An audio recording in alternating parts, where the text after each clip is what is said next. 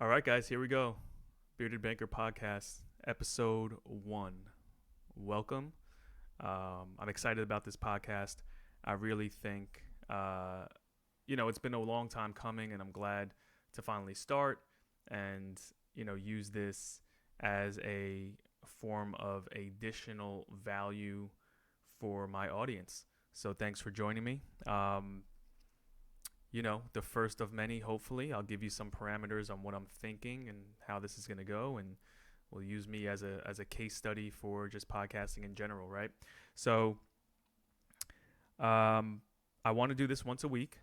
Okay, so 52 times a year, hopefully, fingers crossed. We'll have some guests. Sometimes I'll be solo. We'll see how it goes. Guests are going to be vetted to make sure that there's value there for the audience and for and for me for them and them for me and vice versa, to make sure that it makes sense and there's something to give, and something to learn from. So we'll have very selective guests. I want to talk about a couple of things each week. We'll have some structure around what I'm going to discuss, mostly mortgages, money, and mindset. And I like those three things because of, the alliteration for one, the MMM, and then also, I think they encompass pretty much everything I would want to talk about. So mortgages for sure. I've been in the mortgage business over 10 years. Money is a part of that. So being in the mortgage business with an accounting background and helping people with some personal finance questions and things like that, definitely money. And then mindset, I think, encompasses a lot of things beyond that. So mindset could be perspective. It could be books I'm reading, things I've seen on, current events and social media, relationships, just things like that, as far as how it impacts life and business and mortgages and money and growth, right? And just being better. So that's the idea here. I have a couple bullet points. I'll always have some notes. So if you see me, if you're watching this on YouTube and not just listening, I will be looking at notes throughout this. And it should take about an hour or so. Want to keep it under that if possible. Sometimes we might go over. Sometimes it might be quicker. So we'll see. The biggest thing is definitely starting, right? Starting is the hardest part. And I've done enough things as far as content creation go that I've had to start. I've been doing videos on social media, specifically Instagram, since probably 2017, 2018, something like that. So I have a good base there, and doing this is just another thing that eventually had to happen. So here we are, Bearded Banker Podcast, episode 1. Again, thank you for joining me. So why now? As of recording this, it's September 23rd, 2023. Why podcast now? I've always been a fan of podcasts. I listen to them, whether it's YouTube version or just audio version, while I work out in the morning. So I'm not one of those guys that listens to, pump up, heavy music in the morning. I work out usually around 7 a.m., 8 a.m., something like that, for about an hour, starting with walking on the treadmill and then getting into some weightlifting. So I like to listen to podcasts. I like to use that time as, me time to get prepared for the day, make sure I get some learning out of the way, and and make sure that we're growing. So the podcast thing has always been on the back of my mind. I've been poked and prodded by people to start. So here we are. We're starting now. So getting back to, so why now? Why podcast now? So I've been doing videos since probably 2017, 2018. And it's funny because people thought they were podcasts for a little while, the reels and short form videos. I remember being at a event. I don't know if it was something for friend or family, a birthday party or baby shower, something like that. And someone came up to me and was like, "Oh, my wife, she showed me your clips, and your podcast clips, and great content, great stuff. Definitely gonna keep in touch. When we're ready to buy a home, we're gonna reach out." And I didn't correct them and say, "Oh no, those are just reels or short form videos or TikToks." I just said, "Okay, podcast." So they believe that it's a podcast and that obviously I'm capable of doing that. So why not just do it? But it still took some time to figure out what I wanted to do and how I wanted to do this. And to be honest, little things kind of pushed me to do it. So the first thing was recently I put up a video series, an 11-part series about rate shopping and shopping for interest rates. It's on my Instagram page. It's also a playlist on YouTube. So check that out if you can. And it got some really good feedback. And some of the feedback beyond the normal stuff was about communication, and just my communication skills being, being good, being exceptional. And not because my vocabulary is anything special or, speaking about things that people don't understand. It's really taking just complex topics or intimidating topics and simplifying them. And I never really thought about it like that, as far as communication being a gift or being good at it. But the more I thought about it, and it kind of became like a theme that week. This is a couple weeks ago, but I would hear things either about myself or other people, just about using your gifts and applying them to whatever vehicle makes sense in the moment. And for me, I think I just kind of accepted or owned that communication might be my thing, and the vehicle I'm in just happens to be the mortgage business. And using social media and podcasting and YouTube videos and all that just gets the information out there, and I'm able to simplify it. It's complex, it's intimidating, and I'm just able to simplify it. So that was the first kind of battery in my back, if you will, or maybe the second, because the first one was you got to do a podcast, right? Everyone's talking about it these days and using long form content to get short form clips and things like that. So it's always been in the back of my mind. My wife pushing me, friends pushing me, other groups I'm a part of, like, hey, we should do a podcast. Shouts to the Manifest, our networking group with Bill and Eddie and Rob. We've been talking about podcasting for a while. So just things like that.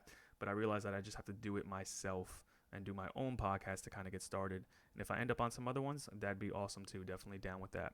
So back to why now. So that happened, and I kind of accepted and owned that communication compliment. And then, like I said, over that week, the last couple of weeks, it just kind of became very relevant and resonated a lot with what has gone on. So another example, I was at the Waymaker Men's Summit hosted by Mr. Lewis Carr, who is the president of advertising for BET Networks in Chicago this past weekend. And he had a number of amazing speakers, Nick Cannon, D Wade, D Rose, just a bunch of people that have excelled in their industry. And I forgot who said it, and I'm pretty sure it was at the conference. It might have been a podcast I was listening to, that morning working out in the hotel, but I'm pretty sure it was someone there that mentioned something about Michael Jordan, which was perfect because we were in Chicago, for one. And two, it resonated with me questioning this, gift and obviously purpose and what we should be doing and all this stuff. So what they said was that, everyone thinks that Michael Jordan's gift is basketball, right? That he's just phenomenal at basketball. And they said, they don't really agree with that. And I apologize for not crediting who it is. I will definitely get better at that over these episodes and make sure to make a note of it.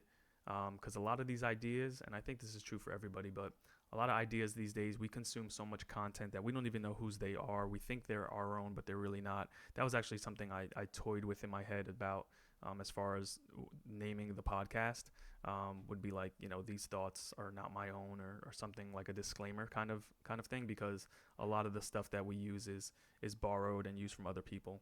But Bearded Banker podcast obviously just makes sense. So anyway, going back to that, they said, if Michael Jordan was born in, 1600 BC or something before basketball existed, he wouldn't necessarily be great at basketball, right? But that doesn't mean that he wouldn't be great anyway, right? So his gift may not be playing basketball. His gift, and this person said, would argue, is his competitive nature. And he could apply that to anything maybe back in that time and still be exceptional and still be a Hall of Famer, quote unquote, or the GOAT.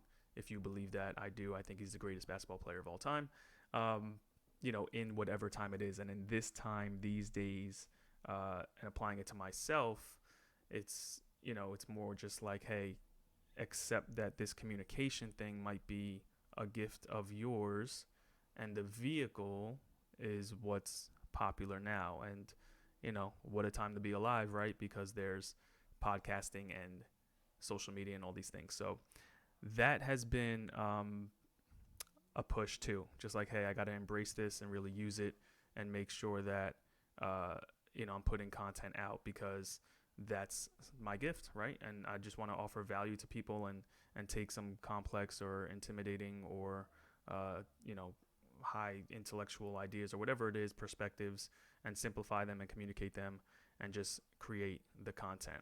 And the other part of that is that we all know content is king, right? These days, everything is content related, but just living life, there's plenty of content. The other thing that was intimidating about starting a podcast was, what am I going to talk about? But I realized that every day, every week, just doing my normal business and my social media, there's millions, no, not millions, but tons of questions, common questions, just things throughout the day, things you pick out from listening to a podcast or reading a book or speaking with someone, and making note of those and using all of those as content, right? Relationships, conversations, all of that is content. So the idea is going to be to take those things and boil them down and talk about them every week. And they're going to fall into those categories of money, mortgages, and mindset. And that's kind of what we want to focus on. We may have guests from time to time, again, vetting some people and trying to bring them on that fit into those topics, and we'll see where that goes. But yeah, using this content, to this long form content, to break down into shorter stuff, also to make it easy for me to post on social media, right? Because the hardest thing is sitting down and recording videos. What I would do is wait till the weekend, a day like today, and do 10 to 12, short form videos, and then post them for the week and then do it again next week. But I think this way I can still do that and then clip out some of these long form videos into shorter form reels and things for social media. And obviously that's the hack, right? That's what we've seen on social media. This is what you need to do, especially in real estate and mortgages. I get bombarded with that content, obviously, because I'm in it and I'm liking those things and the algorithm is picking that up. So that's all we see. You got to start a podcast and you got to clip it out and you got to post, 15 times a day on every platform and blah, blah, blah. So I'm doing that in my own way. This is going to be my version of that. But it has to be easy. It has to fit into life, right? Into making sure that it gets done. Because if it gets difficult, then we don't do it. And if we don't do it, then we get nothing from it, right? So if we can make it easy and fit into life simply, then we can make sure that we're consistent. And that's what I've done, over the years. You can see things have gotten better in my videos and better tools and better microphones and better cameras, but that's over time, right? The biggest thing is just getting started, and that's what we're doing here. So these are going to get better too, and we'll see how that goes.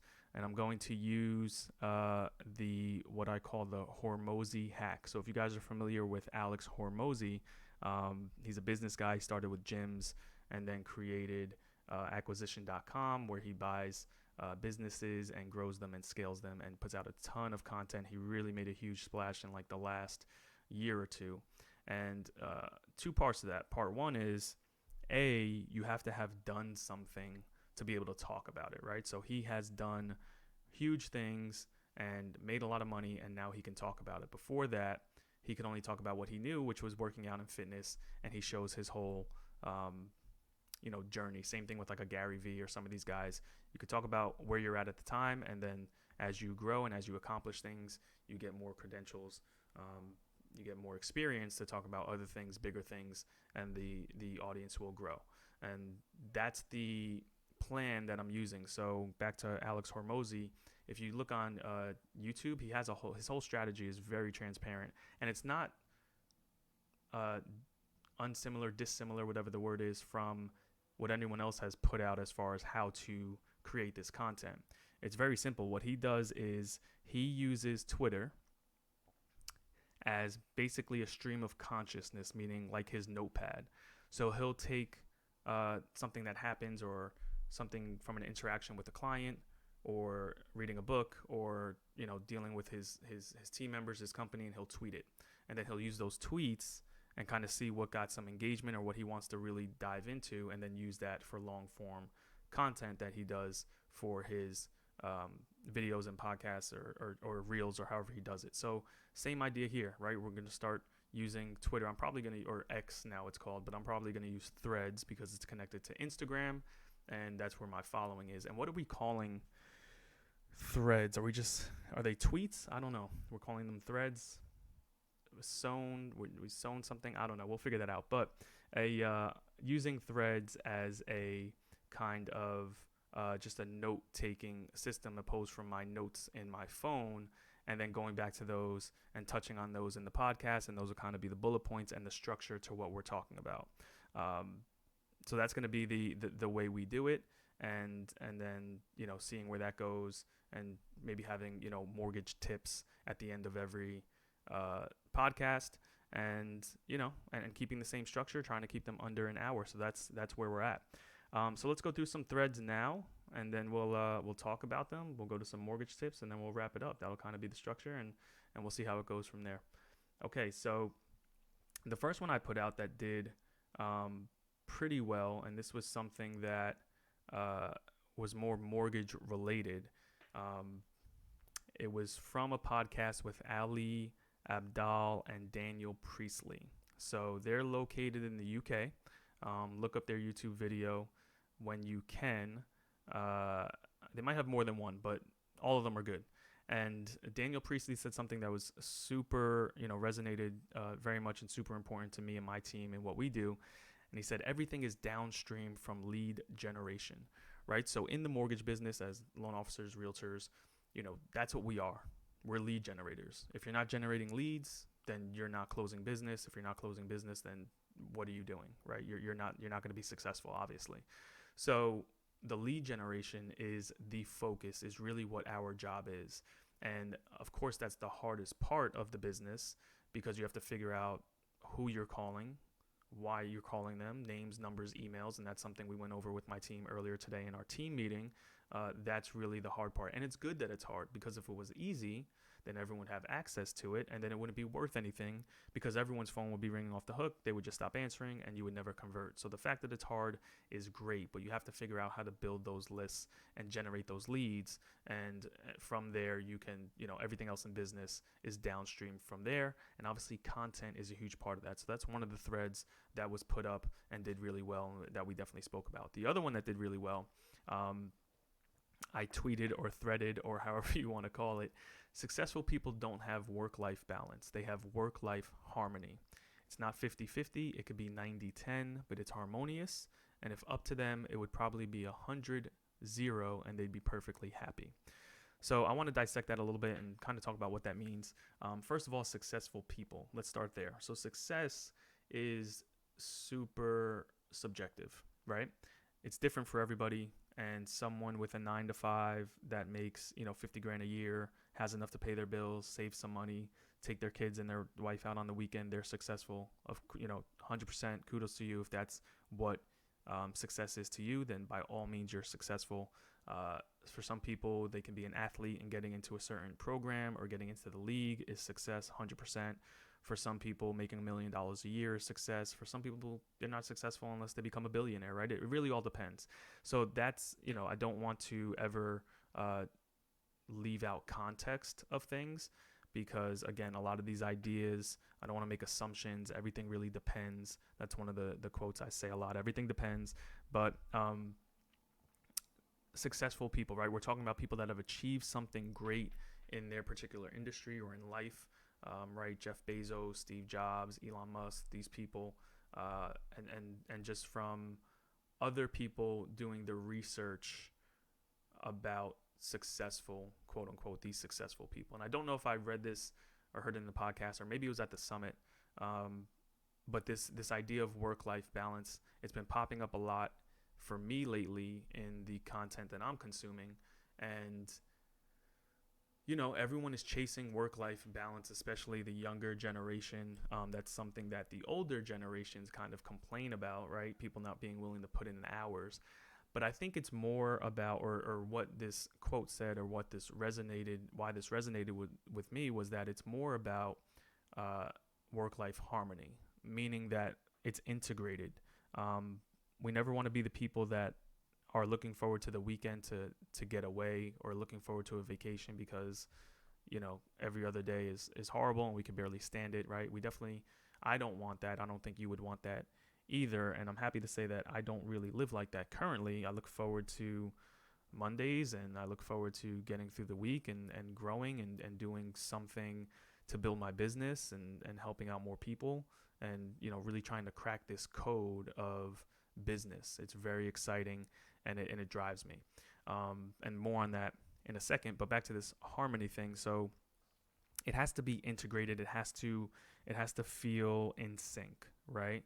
And if it does, then it's not necessarily even. It's not necessarily 50-50, right? I think people chasing work-life balance in a 50-50 kind of, okay, I'm putting in 40 hours a week working. I need to put in 40 hours a week in my personal life. But if you're not happy in that, in either one, right? You're like, I don't really want to work 40 hours a week, or I don't really want to do anything on the personal side. I'd rather still be working or building my business or my brand or whatever it is, or studying or trying to get to the next level. Then doing more of that is okay. And I think this quote resonated with me because it's kind of how I live, and just kind of again integrating work into life. And I'm lucky because, I really love the mortgage business and the real estate business and just sales in general in our industry, because you can really make it integrate into your life. And it's kind of like that by design, right? Because people are reaching out to you when it's convenient for them, which is usually after work and on the weekends. And then during the week, you have time to do what you have to do with prospecting and building your business. So I could be out at dinner and do pre-approvals for people. We have digital tools, and I could do things from my phone and check qualifications and look at documents and get loans into underwriting for review and clearance and clear to close and actually closing, all remote, all with the tools that we have.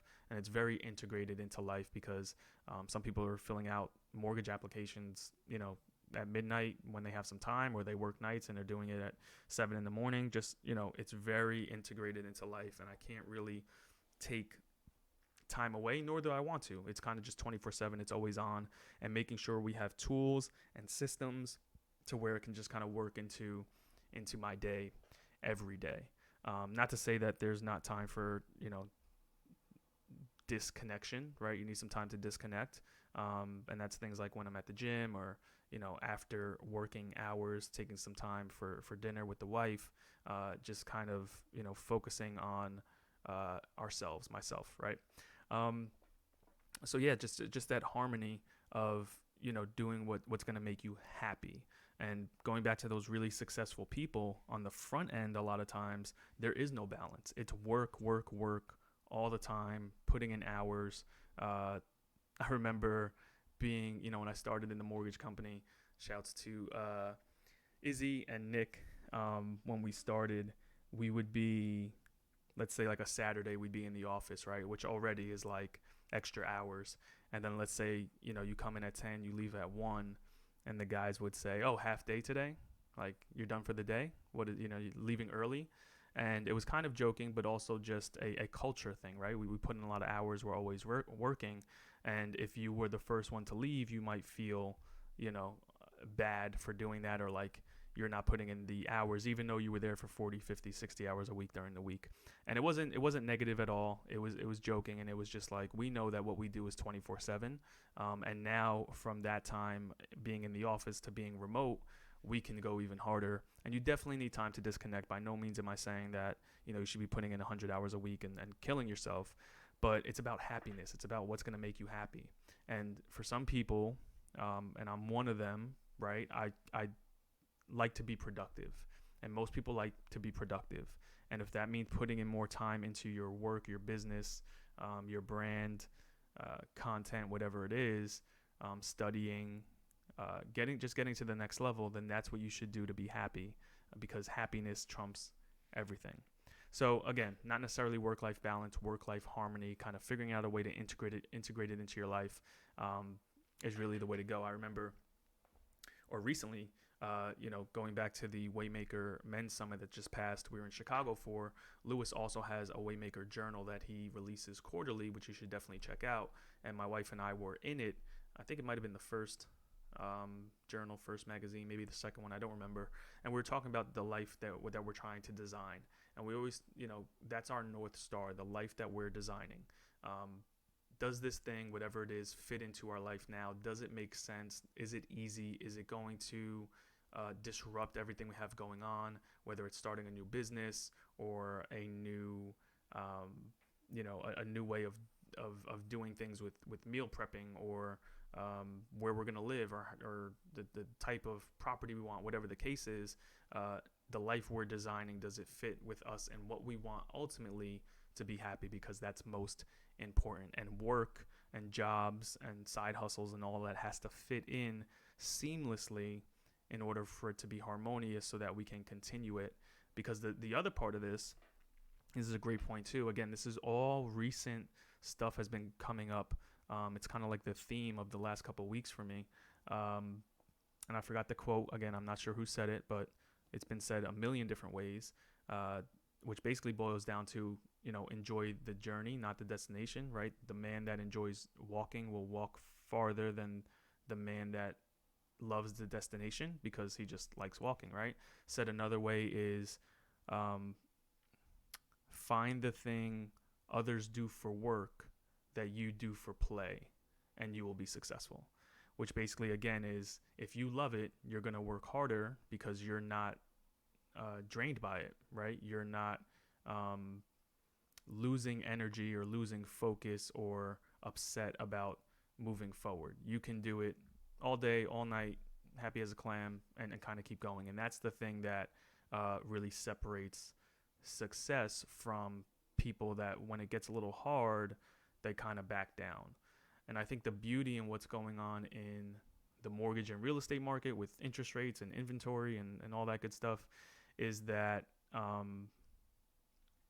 for me and my team and what we talk about is this is a great time to build a strong foundation and figure out what aspect of the business you really, really enjoy, right? Again, it's not about the vehicle. We're in this business. We ended up here however we got here.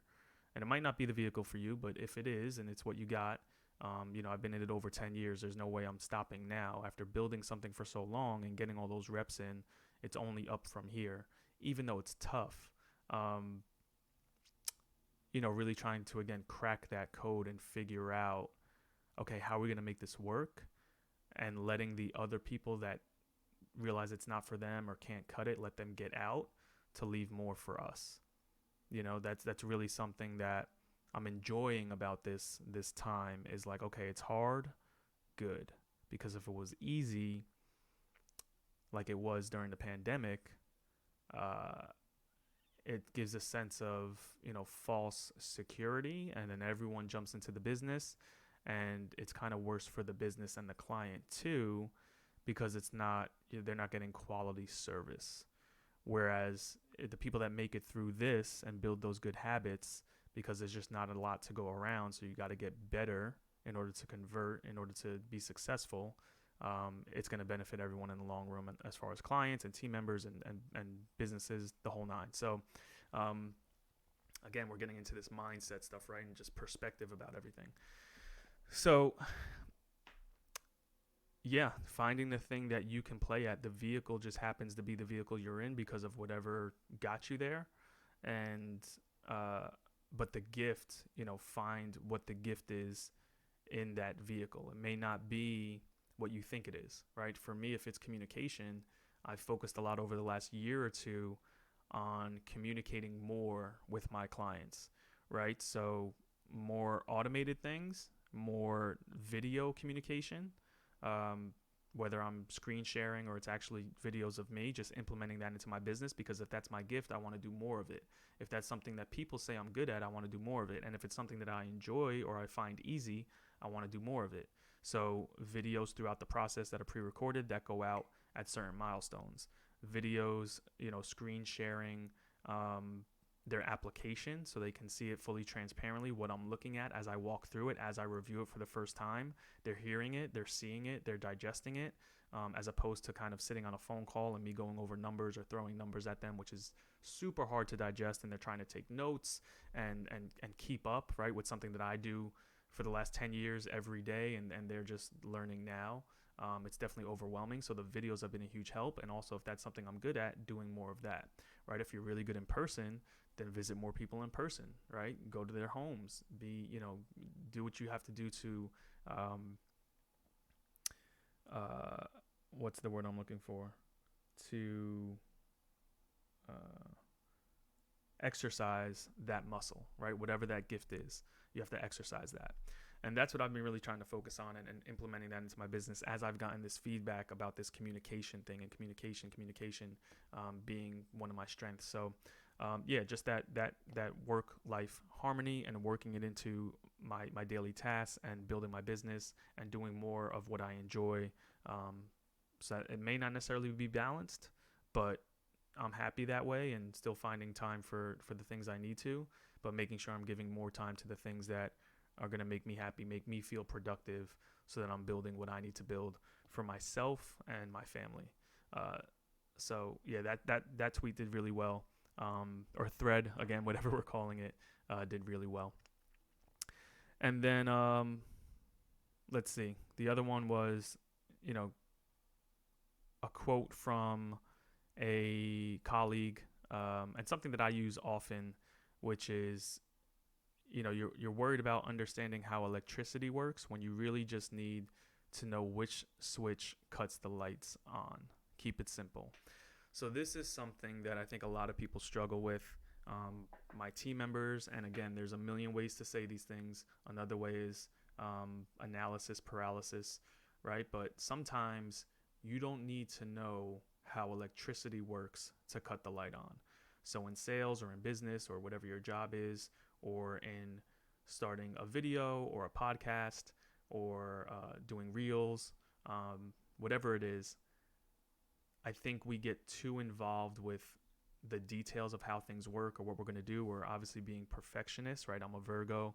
I am a perfectionist by nature, but I also have this thing where I can kind of just put it out there. And I think I've built that muscle, which is like, just put it out, because the more you do, the more volume, the less that one piece of content matters in the long run, right? So you put out one video and you're hung up on everything in the video, how you sound, how you look, what you're wearing, because it's the only one that's on your page. It's the only one you've done.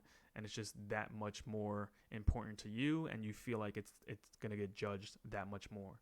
But in reality, if you do more pieces of content and more of whatever it is, not necessarily content, just more of it, each one becomes less intimidating and less important, and matters less in the grand scheme of things. And also you get better as you go because you're doing more. So it's a win-win, right? So again, going back to, hey, don't worry so much about how this all works.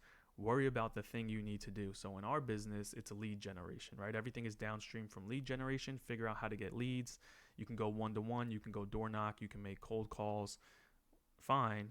You can also put out content and cast a wider net. You can go to networking events and, try to cast wider nets. You can host networking events, host seminars, whatever it is. So, you can figure out the details as you go. What really matters, and the successful people just want to know what light switch turns the lights on. There was another example or quote in Think and Grow Rich. Napoleon Hill, I think he interviewed or studied Henry Ford, and Henry Ford was designing vehicles, and I think he was in some type of, you can go out and check the example, but he was in some type of mediation or boardroom or courtroom or something, and the prosecutors or whoever he was debating with said something about him not really knowing even how a car works or how to put a car together. And, he's a very successful entrepreneur and had a business and sold a lot of vehicles. And he said, why do I need to know how a car engine works or how to actually build one if I could press a button on my desk and the man that knows can walk in and take care of it for me and let me know how to answer that question. And I think that's huge in leveraging relationships and knowledge and people and working together, especially with all the tools that we have these days with Google and YouTube University and all this. You don't necessarily need to know everything. You need to get started, right? You need to keep it simple. You need to go. That's what I'm doing with this podcast, right? Episode 1, doing my part to just start, because I know it's all, downstream from here, and it just gets better with time, and I get better, and things get better, and quality gets better, and all that good stuff. So just keeping it simple. Said another way, when I was having this conversation with this colleague, I always use the electricity example, and he said something along the lines of, yeah, I've been told that someone can ask me for the time and I can tell them how to build a clock, right? So that's another example or another perspective shift where maybe, especially for what I do, I need to keep it simple for people, because we can get into the weeds and the details about mortgages and rates and programs and all that stuff. But to most clients, one, it's too much information for them, or it might go over their head, or that's not really what they're interested in. But two, simplifying it and giving it to them in small doses or something that's digestible is much, much easier and probably better for the sale and for converting, right? Simplifying things.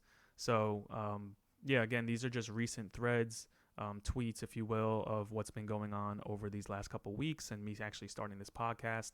And it's kind of all connected. So we're going to do this every week. I'm going to use that as my kind of notes for the podcast and what we're going to talk about. And kind of take it from there and make sure we hit on all these things: mortgages, money, and mindset. So a mortgage tip before we wrap up for this first podcast. This was something that came up during the week dealing with a client or two, was setting up a separate savings account just for purchasing a home. So a lot of times people fill out an application, they got a little bit of money over here, a little bit over here, 3 checking accounts, a 401k, money under the mattress, right? It's just a lot. And if you want to, again, we got to keep things simple for the client, for the parties involved, for underwriting, for actually closing on a deal, and for it being as stress-free as possible. So what we want to do is, if you know you're looking to purchase a home, that's something that you're working towards, what you want to do is start a separate savings account, nickname it with your bank strictly for the house, or, house only, whatever you want to call it. And that's going to be money just for down payment and closing costs. And what you're going to do is you're only going to put money into that. You're not going to take any money out. That's going to be separate from rainy day funds, separate from your checking account, and you're just going to let money sit in there. Because what we do when we qualify you is we look at the most recent 2 months of mortgage statements. Of bank statements, the most recent 2 months of bank statements for qualification. So we don't care what happened 3 months ago, a year ago. We're only looking at the most recent 2 months, with some exceptions. There's always some exceptions, but that's the standard. So if that's the case, I don't want to see a bunch of cash going in and things coming out and all this other headache that could potentially raise red flags and questions. Just show us the money for the house sitting in a savings account for 2 months. So if you can do that, that's the only statement we need. We won't need to see, other checking, other retirement accounts, things like that. And it's easier for underwriting and processing to work with, because it's less documentation we have to ask from you. It's less stressful for you because it's less documentation you have to collect, right? So just easier for everyone. That was one of the tips I had this week, dealing with a client that had money kind of everywhere. They had one checking account, bunch of savings accounts. We said, hey, you got 3 or 4 months until you're really ready to pull the trigger. Consolidate these accounts, put them into one savings account. If we need, $25,000 to close and you have 40 in all these accounts, just move the 25 and don't touch it. That's the money you're not going to touch. Again, strictly for the house. Leave that there, and we'll make sure that it's a nice, smooth process when we submit to underwriting and are looking to collect documents, because then things go on with transfers and all of that, and we're going to have to get a paper trail for any transfers into checking and checks that go out for deposits and inspections and appraisals and all that. So we're going to need to see all those documents, but we want to keep it as simple as possible. 1, maybe 2 accounts maximum. We don't need to see 6 different bank accounts if we can avoid it, because then again, it's 2 months of every account, more paperwork. If we're missing pages, we have to go back to you and ask for that, and it becomes a headache. So that's the mortgage tip for this week. Very simple. We'll keep them simple. Obviously, that's going to be a theme, is keeping things simple. And lastly, I just want to wrap up with, when I was thinking about this podcast, again, I'm a perfectionist, right? So I'm looking at what everyone else has, and intros and outros and sponsors and editing and music, right? And I'm thinking, wow, how am I going to do my podcast? And obviously I'm not there yet with all that stuff, but there is a song that I think about often, and it's by modern day poet of our time named 2 Chainz, and it's called Mortgage Free.